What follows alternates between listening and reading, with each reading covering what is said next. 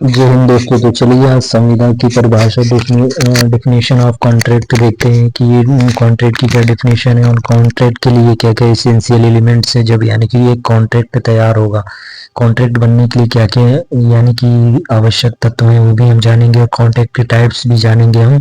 तो चलिए देखते हैं।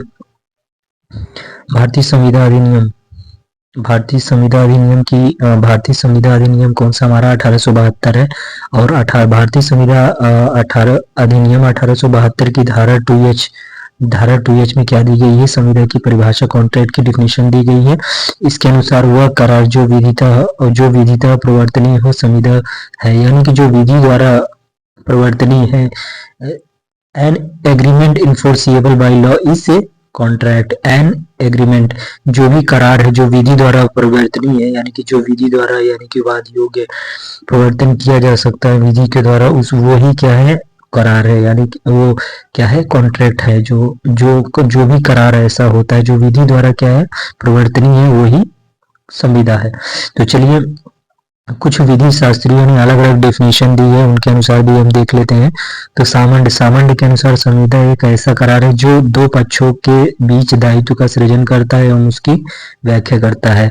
यानी कि संविदा होने के लिए दो पक्ष होते हैं। दो पक्ष जैसे एक पक्ष ये हो गया, दो पक्ष यानी कि एक पक्ष ये हो गया। तो दो पक्षों के बीच क्या होता है, दायित्व का सृजन करता है। यानी कि कोई भी चीज लेन देन होता है तो उनके बीच दायित्व का क्या होता है, एक सृजन होता है। ठीक है, लायबिलिटी होती है तो उसकी क्या करता है, व्याख्या करता है। तो पोलाक एवं मुल्ला के अनुसार देखेंगे प्रत्येक करार या वचन जो विधि द्वारा प्रवर्तनीय हो संविदा कहलाता है। अभी यही बात हमने ऊपर की कि प्रत्येक एग्रीमेंट, जो भी एग्रीमेंट होता है, एनी एग्रीमेंट जो या प्रॉमिस हो या एग्रीमेंट हो जो विधि द्वारा क्या हो, प्रवर्तन लागू किया जा सकता हो, वही क्या है, कॉन्ट्रैक्ट कहलाता है। चलिए आगे देखते हैं। सर विलियम एंसन के अनुसार संविदा से आज से दो या दो से अधिक व्यक्तियों के बीच ऐसे करार या समझौते से है जो विधि द्वारा प्रवर्तनीय हो, जिसके द्वारा एक या एक से अधिक पक्षकार दूसरे पक्षकार के विरुद्ध किसी काम को करने अथवा न करने के लिए कुछ अधिकार अर्जित कर लेता है या कर लेते हैं। यानी कि मिनिमम यानी कि एग्रीमेंट जैसे, यानी कि संविदा के लिए क्या होना चाहिए, किसी भी संविदा होने के लिए पहले तो क्या होना चाहिए, जो भी एग्रीमेंट है पहले तो यानी कि दो पक्षकार, मिनिमम दो पक्षकार होने चाहिए। उससे ज्यादा भी हो सकते हैं, दो या दो से अधिक भी हो सकते हैं। एक से यानी कि एक पक्ष में दो पक्ष होना चाहिए, दो पक्ष में कोई भी, यानी कि अब दो पक्ष में कितने भी व्यक्ति हो सकते हैं, लेकिन मिनिमम एक व्यक्ति तो एक पक्ष में होना ही चाहिए, यानी कि दो व्यक्ति मिनिमम। ठीक है, अब इसमें क्या है कि विधि द्वारा प्रवर्तनीय यानी कि लॉ के द्वारा लागू किया जा सकता हो। ठीक है, अब पक्षकारों के विरुद्ध किसी काम को करने अथवा न करने का यानी कि अधिकार प्राप्त कर लेते हैं। ठीक है, तो यानी कि किसी काम को इसमें करना हो या ना हो, ठीक है, एग्रीमेंट अगर हो गया तो यानी कि वो संविदा माना जाएगा। ठीक है, चलिए देखते हैं। अधिनियम की धारा 2H के अंतर्गत संविदा की उपयुक्त परिभाषाओं से इसके दो महत्वपूर्ण तत्व स्पष्ट होते हैं। अर्थात संविदा के गठन के लिए दो बातों का होना आवश्यक है। क्या, संविदा यानी कि कोई भी संविदा होने के लिए मिनिमम दो बातों का होना आवश्यक है। दो पक्षकारों के बीच करार होना चाहिए, एग्रीमेंट होना चाहिए, और ऐसा करार जो विधि द्वारा क्या होना चाहिए, इन्फोर्सिएबल हो, यानी कि लागू होना चाहिए, प्रवर्तनीय है, जो विधि के द्वारा प्रवर्तन किया जा सकता है, इन्फोर्सिएबल, विधि द्वारा लागू किया जा सकता हो। ठीक है, ऐसे यानी कि दो पक्षों के बीच में एग्रीमेंट होना चाहिए और वह एग्रीमेंट क्या होना चाहिए कि विधि द्वारा परिवर्तनीय हो। अब देखते हैं कि एक ये है कोट, सभी करार संविदा नहीं होते हैं। All agreement are not contract, ये पूछा जाता है एग्जामों में। तो सभी करार जो है संविदा नहीं होते, यानी कि all agreement are not contract, सभी एग्रीमेंट क्या होते हैं कि कॉन्ट्रैक्ट नहीं होते हैं। बट सभी कॉन्ट्रैक्ट क्या होते हैं, एग्रीमेंट होते हैं। यहाँ करार एवं संविदा के बीच अंतर को स्पष्ट कर देना समीचीन होगा। शब्द करार संविदा से अधिक व्यापक है। करार जो है संविदा से क्या है, अधिक व्यापक है। क्यों, क्योंकि सभी संविदाएं करार होती है। सभी संविदाएं जितनी भी अगर संविदा हो गई तो वो ऑटोमेटिक वो क्या है, करार है, एग्रीमेंट हुआ ही होगा उसका, तभी तो वो क्या हुआ, संविदा बना है, वो कॉन्ट्रैक्ट बना है। लेकिन सभी करार संविदाएं नहीं होती। प्रत्येक करार से विधिक दायित्व का उत्पन्न होना आवश्यक नहीं होता है, जबकि प्रत्येक संविदा में विधिक दायित्व की उत्पत्ति आवश्यक होती है। यानी कि संविदा होने के लिए अभी हमने जैसे बात किया कि क्या है, an agreement enforceable by law is a contract. तो क्या होता है कि कोई भी एग्रीमेंट को कॉन्ट्रैक्ट बनने के लिए लॉ द्वारा इन्फोर्सिएबल होना चाहिए। लेकिन कोई भी करार, जो भी करार होता है, करार बहुत ही व्यापक शब्द है। जो भी एग्रीमेंट है वो कहीं भी हो सकता है किसी भी स्थिति, लेकिन उसमें करार में ये जरूरी नहीं है कि वो लॉ के द्वारा इन्फोर्सिएबल हो।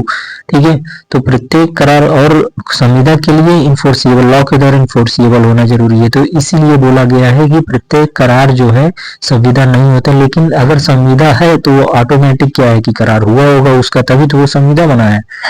तो इसलिए हम ऐसे जान सकते हैं। अब आगे देखते हैं कि सभी प्रकार करार विधितः प्रवर्तनीय नहीं होते हैं, जबकि सभी संविदा विधि द्वारा प्रवर्तनीय करारों से निर्मित होते हैं। अभी एग्जाम्पल इलस्ट्रेशन देख लेते हैं कि एक मित्र द्वारा दूसरे मित्र को भोजन पर आमंत्रित करना, चलचित्र देखने के लिए आग्रह करना आदि ऐसे करार हैं जो नैतिक दृष्टि से परिवर्तनीय हो सकते हैं, लेकिन विधिक दृष्टि से नहीं। यानी कि इसमें विधि के कोई भी इसमें काम नहीं है। जैसे विधि द्वारा इसमें कोई भी परिवर्तनीय नहीं है, यानी कि विधि द्वारा कोई भी करार इसमें नहीं किया गया है। जो कि देखिए, जैसे कोई मित्र है, वो अपने घर में कोई दूसरे में, जैसे राम है और वो श्याम को क्या करता है, अपने यहाँ भोजन पर आमंत्रित करता है। तो अब वो आए या ना आए, लेकिन वो क्या है, वो एग्रीमेंट हो गया कि भाई तुमको कल आना है मेरे यहाँ पे खाना खाने के लिए। ठीक है, तो लेकिन वो अब आए या ना आए, वो क्या है, एक नैतिक यानी कि दृष्टि पे है कि वो आता है या नहीं आता है, कि उसके यहाँ निमंत्रण दिया गया है, अब वो आए या ना आए, उसको काम पड़ गया मान लीजिए नहीं आ रहा, तो इसमें अब ये नहीं कि जाकर के केस कर दो उसके ऊपर कि हाँ तुम ये इसको हमने यानी कि बुलाया था ये नहीं आया। अरे भाई वो तो नैतिक जिम्मेदारी बनती है ना कि वो उसकी मर्जी वो आए या ना आए, उसकी नैतिक इच्छा पे डिपेंड करता है। तो ये क्या हो गया कि इसमें कोई भी विधिक दृष्टि से यानी कि प्रवर्तनीय नहीं है। ठीक है, कोई भी केस इसमें नहीं किया जा सकता है। तो ये हो गया करार। ठीक है, तो इसलिए बोला गया कि कोई भी करार जो है संविदा हो आवश्यक नहीं है, लेकिन प्रत्येक संविदा आवश्यक होता ही है कि वो करार हो, वो ऑलरेडी करार होता है। अगर संविदा है तो वो, क्योंकि करार जो है संविदा का ही पार्ट है। अब वैध संविदा, अब देखते हैं वैध संविदा के आवश्यक तत्व क्या क्या होते हैं। Essential elements of valid contract. संविदा की धारा 10 में विधि मान्य संविदा यानी कि वैलिड कॉन्ट्रैक्ट निम्नलिखित आवश्यक तत्व। संविदा की धारा 10 में आवश्यक तत्व, विधिमान आवश्यक तत्व 2 तथा धारा 10 के संयुक्त अध्ययन से संविदा के निम्नलिखित तत्व प्राप्त होते हैं। संविदा के निम्नलिखित तत्व क्या होने चाहिए, देखिए क्या क्या एसेंशियल एलिमेंट है। पहले तो पक्षकारों की संख्या न्यूनतम क्या होनी चाहिए, 2 होनी चाहिए। ठीक है, संविदा के 2 से अधिक पक्षकार भी हो सकते हैं, 2 से अधिक हो सकते हैं, लेकिन मिनिमम क्या होने चाहिए, 2 होने ही चाहिए, 2 पक्षकार। ठीक है, अब अनुबंध, अनुबंध यानी कि संविदा एक पक्षकार के द्वारा प्रस्ताव तथा दूसरे पक्षकार के द्वारा उसके स्वीकार किए जाने से उत्पन्न होता है। ठीक है, एक पक्षकार के द्वारा प्रस्ताव तथा दूसरे पक्षकार के द्वारा उसको स्वीकार किए जाने से उत्पन्न होता है। कॉन्ट्रैक्ट कैसे उत्पन्न होगा कि एक कोई ये ए नाम का व्यक्ति है, ये बी नाम का व्यक्ति है, अगर इसके द्वारा कोई प्रपोजल इसको दिया जाता है, ए के द्वारा बी को कोई प्रपोजल दिया जाता है, तो बी द्वारा जब एक्सेप्ट कर लिया जाएगा तो ये क्या हो जाएगा, एक्सेप्टेंस हो जाएगा। ठीक है, स्वीकार किए जाने से ही उत्पन्न होता है। अगर ये स्वीकार नहीं करेगा तो वो क्या अनुबंध का पार्ट नहीं माना जाएगा। ठीक है, संविदा का पार्ट, कॉन्ट्रैक्ट का पार्ट नहीं माना जाएगा। संविदा के लिए क्या है, संविदा के पक्षकारों को सक्षम होना आवश्यक है। संविदा के पक्षकारों को सक्षम होना आवश्यक होता है, यानी कि सक्षम हो पूरी तरीके से संविदा कॉन्ट्रैक्ट करने के लिए। ठीक है, अब प्रत्येक प्रकार के संविदा में एक विधि मान्य प्रतिफल एवं उद्देश्य होना आवश्यक है, यानी कि विधि मान्य प्रतिफल हो, क्या हो, विधि मान्य प्रतिफल हो और उद्देश्य का यानी कि एक प्रॉपर यानी कि रीजन होना चाहिए, उसका एक क्या होना चाहिए, एक निश्चित उद्देश्य होना चाहिए, गोल होना चाहिए, एम होना चाहिए। ठीक है, अब प्रतिफल भी होना चाहिए। ठीक है, कंसिडरेशन भी, प्रत्येक प्रकार के संविदा में क्या होना चाहिए, कंसिडरेशन होना चाहिए। प्रोमिसर, जैसे कोई ए प्रोमिसर है और बी प्रोमिसी है। ठीक है, ए प्रॉमिस करता है इसको कि इतना हम यानी कि एक करार कंसिडरेशन देंगे, तो अब बी के द्वारा जब ए को कंसिडरेशन दे दिया जाता है तो यही यानी कि जैसे ए करार करता है, ठीक है, प्रॉमिस करता है बी से अब बी के द्वारा जब कंसिडरेशन इसको दे दिया जाता है, प्रतिफल किसी की चीज के बदले कोई चीज यानी कि देना जैसे हो गया, तो ये प्रतिफल कहलाता है। ठीक है, तो अब बी के द्वारा जब कंसिडरेशन दे दिया तो ये क्या बन जाता है, एग्रीमेंट बन जाता है। ठीक है, अब देखते हैं एग्रीमेंट क्या होता है। एग्रीमेंट प्रत्येक संविदा करार होती है, अतः स्वतः स्पष्ट है कि संविदा के लिए करार का होना आवश्यक है। ठीक है, करार प्रस्तावना एवं प्रतिग्रहण से मिलकर बनता है। करार दो पक्षों के बीच होता है, अतः संविदा में भी दो पक्षकारों का होना विवक्षित इम्प्लाइड है। पक्षकारों का सक्षम होना यानी कि कॉम्पिटेंसी ऑफ पार्टी, संविदा के पक्षकारों का सक्षम होना आवश्यक है। सक्षमता से अभिप्राय है, क्या क्या है सक्षमता से अभिप्राय देखेंगे। पहले तो ये देख लेते हैं कि जैसे क्या होना चाहिए। पहले तो क्या होना चाहिए किसी भी कॉन्ट्रैक्ट के लिए, जैसे हम एक स्ट्रक्चर के माध्यम से देखते हैं अभी। ठीक है, पहले तो क्या होना चाहिए कि जैसे ए नाम का कोई व्यक्ति है और ये बी नाम का कोई व्यक्ति है। ये क्या करता है, ए नाम का व्यक्ति बी को ऑफर देता है, कोई भी ऑफर देता है। ठीक है, और ये ऑफरी होता है, ये ऑफरर होता है, ये ऑफरी होता है। ठीक है, अब ए नाम का व्यक्ति कोई भी इसको ऑफर देता है। ठीक है, और ये बी नाम का व्यक्ति एक्सेप्ट कर लेता है ए के ऑफर को, तो ये क्या हो जाता है, एक्सेप्टेंस कहलाता है। ठीक है, अब फिर आगे चलकर ये क्या बनता है, प्रॉमिस हो गया। ठीक है, प्रॉमिस, अब एक प्रॉमिसर होता है और एक प्रॉमिसी होता है। ठीक है, बी नाम को प्रॉमिसी होता है।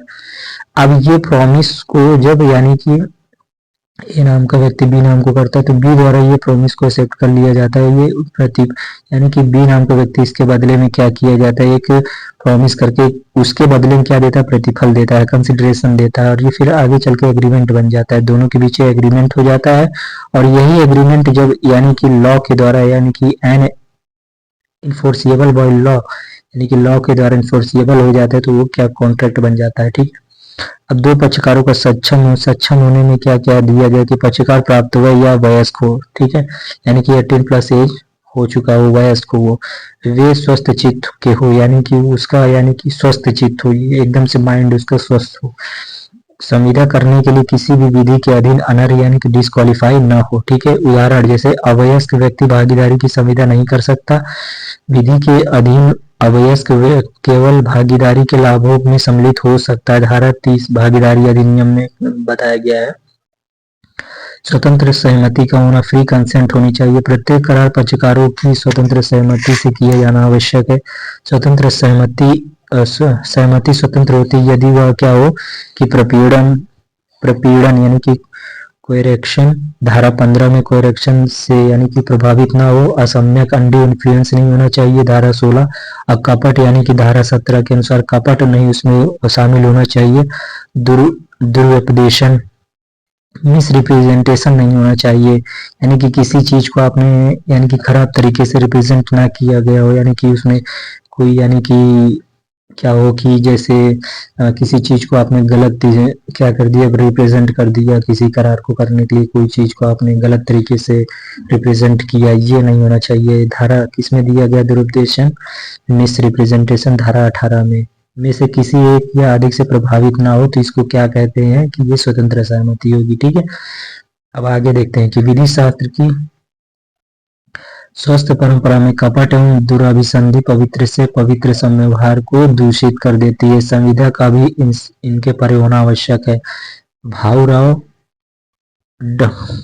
डगडुरेलकर बनाम स्टेट ऑफ महाराष्ट्र AIR 2005 के केस में बताया गया कि विधि शास्त्र की स्वस्थ परंपरा में कपट एवं दुराभिसंधि पवित्र से पवित्र समव्यवहार को दूषित कर देती है, यानी कि कॉन्ट्रैक्ट में कोई किसी प्रकार का फ्रॉड और किसी प्रकार का मिस रिप्रेजेंटेशन जो भी होता है वो क्या होना, पवित्र अगर है तो वो पवित्र से भी पवित्र जो भी यानी कि कॉन्ट्रैक्ट होता है उसको भी क्या कर देता है, दूषित कर देता है। तो यही बताया गया भाऊराव डुप्रेलकर बनाम स्टेट ऑफ महाराष्ट्र केस में 2005 में। अब करार के लिए प्रतिफल का होना आवश्यक है। जैसे हमने कहा कि एग्रीमेंट अगर है तो उसके लिए एग्रीमेंट कब बनेगा, जब उसके लिए कंसिडरेशन दिया गया है, जो धारा 2 का D में कंसिडरेशन बताया गया है। अब विधिपूर्ण प्रतिफल एवं उद्देश्य का होना, lawful consideration and lawful object. प्रतिफल और उद्देश्य का विधिपूर्ण होना आवश्यक है। प्रतिफल एवं उद्देश्य विधिपूर्ण होता है यदि वह विधि द्वारा निषिद्ध नहीं हो, ठीक है, विधि द्वारा वो निषिद्ध नहीं होना चाहिए, विधि द्वारा उस पर रोक नहीं लगानी चाहिए, रोक नहीं लगी होनी चाहिए, वह विधि के प्रावधानों को निष्फल ना करता हो, विधि के जो प्रावधान दिए हैं उसको क्या करता है, उसको कैंसिल ना करता हो, ठीक है, वह वह कपटपूर्ण ना हो, वो फ्रॉडुलेंट ना हो, वह शरीर या संपत्ति को क्षति न पहुंचाता हो, किसी प्रकार के शरीर और संपत्ति को किसी प्रकार से क्षति या नुकसान ना पहुंचाता हो, ठीक है, वह लोक नीति के विरुद्ध ना हो, वह लोक नीति के विरुद्ध नहीं होना चाहिए, ठीक है, अभिव्यक्त रूप से शून्य घोषित नहीं किया जाना, नॉट एक्सप्रेसली डिक्लेयर्ड ना टू बी वाइड, किसी भी करार को अभिव्यक्त रूप से शून्य घोषित किया गया नहीं होना चाहिए। संविदा अधिनियम के अंतर्गत निम्नलिखित संविधाओं को शून्य घोषित किया गया है। कौन कौन सी संविधाओं को शून्य घोषित किया गया है बताते हैं कि दो पक्षकारों द्वारा तथ्य की भूल के अधीन किया गया करार, यानी कि धारा 20 में बताया गया है कि तथ्य की भूल के अधीन यानी कि कोई भी करार अगर होता है तो वो क्या है, शून्य घोषित, पहले शून्य घोषित किया गया है। अब प्रतिफल के बिना किया गया करार यानी कि कंसिडरेशन यानी कि बिना किया गया करार धारा 25 में बताया गया है कि कोई भी क्या होता है, शून्य होता है। विवाह में अवरोध पैदा करने वाला विवाह में अवरोध पैदा करने वाला करार धारा 26 यानी कि ये क्या, विवाह नहीं होना चाहिए यहाँ पे संविदा जैसे में अवरोध करने वाला कोई भी कंसिडरेशन होगा ना तो वो क्या होगा, वो भी शून्य होगा, ठीक है, विवाह नहीं होगा या संविदा होगा। व्यापार में अवरोध पैदा करने वाला करार, व्यापार में अवरोध पैदा करने वाला करार धारा 27 में बताया गया है कि व्यापार में अवरोध पैदा करता है कोई भी करार, वो क्या है, शून्य माना जाएगा। विधिक कार्यवाहियों में अवरोध पैदा करने वाला करार धारा 28 में बताया गया है कि विधिक कार्यवाही होती है उसमें अवरोध पैदा करता है कोई भी एग्रीमेंट तो वो शून्य है। अनिश्चित अर्थ वाला करार जो अनिश्चित अर्थ देता है जिसका कोई निश्चित अर्थ ना हो, धारा 29 में बताया गया, वो भी करार क्या होता है, शून्य होता है। पण या बाजी का करार, पण या बाजी का करार जो होता है धारा 30 में बताया गया, वो भी क्या होता है, शून्य माना जाता है। असंभव घटनाओं पर आधारित करार एवं असंभव कार्य करने का करार धारा 36 में बताया गया है, वो भी शून्य माना जाता है। लिखित एवं अनुप्रमाणित होना, अब एक और इम्पोर्टेंट ये है कि 7वां नंबर बताया गया कि लिखित एवं अनुप्रमाणित होना चाहिए। जहां किसी संविदा का भारत में प्रवृत्त किसी विधि द्वारा लिखित एवं अनुप्रमाणित किया जाना अपेक्षित हो, वहां उसका लिखित एवं अनुप्रमाणित होना आवश्यक है, यानी कि रजिस्ट्रेशन होना चाहिए, उसका प्रमाणित होना चाहिए, लिखित प्रमाणित होना चाहिए, लिखित रूप से क्या होना चाहिए, अनुप्रमाणित होना चाहिए आवश्यक, परंतु यह आवश्यक नहीं है कि संविदा सदैव लिखित और संविदा मौखिक भी हो सकती है अथवा कभी कभी तथ्यों तथा परिस्थितियों से भी इसका निष्कर्ष निकाला जा सकता है, ठीक है, यानी कि जरूरी नहीं कि संविदा यानी कि लिखित ही वो क्या हो सकती है, मौखिक भी हो सकती है, लेकिन क्या होना चाहिए, उसका रजिस्ट्रेशन होना चाहिए, ठीक है, ये बताया गया है। तो ये रहे संविदा और उसके आवश्यक तत्व, कॉन्ट्रैक्ट की डेफिनेशन भी हमने जाना। तो I hope you like this, thank you so much.